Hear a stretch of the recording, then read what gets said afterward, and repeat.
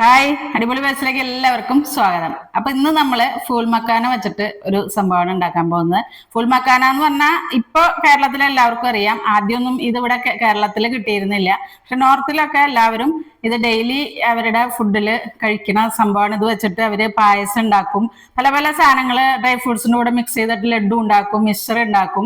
മിക്സറിലൊക്കെ അവിടെ ഈ ഫുൾ മക്കാന ഇടും. അപ്പൊ നമ്മൾ അത് വെച്ചിട്ടാണ് ഇന്ന് ചെയ്യുന്നത്. ഫുൾ മക്കാന എന്ന് പറഞ്ഞാൽ താമരയുടെ നല്ല ക്വാളിറ്റിയുള്ള വിത്ത് എടുത്തിട്ട് അത് നമ്മൾ പോപ്കോൺ ഉണ്ടാക്കണ പോലെ അങ്ങനെ ഉണ്ടാക്കുന്ന ഒരു സംഭവമാണ്. അപ്പൊ അത് നല്ല കോസ്റ്റ്ലിയാണ് കേട്ടോ. അപ്പൊ അത് വെച്ചിട്ടൊരു സാധനം ഉണ്ടാക്കാം നമുക്ക്. പാൻ ചൂടായിരിക്കുന്നുണ്ട് കേട്ടോ. അപ്പൊ നമുക്ക് അതിലേക്ക് കുറച്ച് നെയ്യ് ഒഴിച്ചു കൊടുക്കാം. ഒരു 2 സ്പൂൺ നെയ്യ്. ഇതിനെ ഒന്ന് നന്നായി ഫ്രൈ ചെയ്തെടുക്കാം കേട്ടോ നമുക്ക്.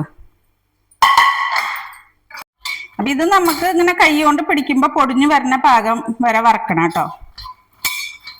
ഇതായിട്ടുണ്ട് കേട്ടോ, കണ്ടോ? ഇതിങ്ങനെ പൊടിഞ്ഞു വരണം. ഈ പാകത്തിന് നമുക്ക് വാങ്ങാം. ഞാൻ എടുത്തത് ശർക്കരയാണ് കേട്ടോ. ശർക്കര ഞാൻ പാനിയാക്കി വെച്ചിട്ടുള്ളതാ. ഇതൊന്ന് ഇതിന് ആവശ്യത്തിനുള്ള മാത്രം കേട്ടോ. നല്ലോണം ഒന്ന് പാവായിട്ട് വരണം. ഞാൻ ഉരുക്കി വെച്ചിരുന്ന ശർക്കരയാ. ഇതിൻ്റെ ഒരു നൂല് പാകം ആവണ വരെ ഇതൊന്ന് പാവാവണം കേട്ടോ. എന്നിട്ടാണ് നമ്മളത് മിക്സ് ചെയ്യുക. മക്കാനയുടെ ഗുണങ്ങൾ എന്ന് പറഞ്ഞാൽ പൊട്ടാഷ്യം ഉണ്ട്, അതിൽ മഗ്നീഷ്യം ഉണ്ട്, ഒരുപാട് ബോൺ ഹെൽത്തിന്, ഹാർട്ട് ഹെൽത്തിനൊക്കെ വളരെ നല്ലൊരു സാധനമാണ് കേട്ടോ ഫുൾ മക്കാന. അപ്പം നമ്മൾ ഇതിൽ ഇത്തിരി ഒരു 1/4 ടീസ്പൂൺ പെരുംജീരകമാണ് കേട്ടോ, പെരുംജീരകം പൊടിച്ചത്. പിന്നെ കുരുമുളക് ഒരു 1/4 ടീസ്പൂണ്. പിന്നെ ചുക്ക് കേട്ടോ. ഇനി നമ്മൾ എള്ളിട്ട് കൊടുക്കുന്നുണ്ട്. വറുത്ത എള്ളാണ് കേട്ടോ, വെളുത്ത എള്ള്. അതിലേക്ക് നമുക്ക് ഈ മക്കാനയും കൂടി മിക്സ് ചെയ്യാം.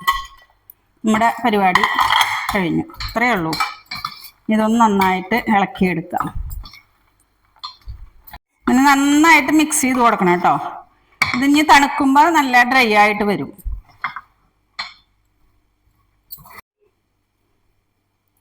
നമുക്കൊന്ന് കഴിച്ചു നോക്കിയാലോ.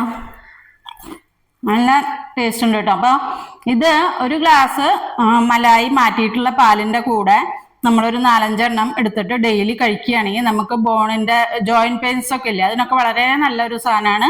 എല്ലാവരും ട്രൈ ചെയ്ത് നോക്കൂ. പിന്നെ എള്ള് കാൽസ്യത്തിൻ്റെ ഉറവിടമാണ് എള്ള്. കാൽസ്യം ഇഷ്ടം പോലെ ഉള്ള സാധനമാണ് എള്ള്. അപ്പോൾ എള്ളും നല്ലോണം ചേർത്തിട്ടുണ്ട്. എല്ലാവരും ട്രൈ ചെയ്ത് നോക്കുക. വീണ്ടും ഒരു വീഡിയോ ഓക്കെ, ബൈ.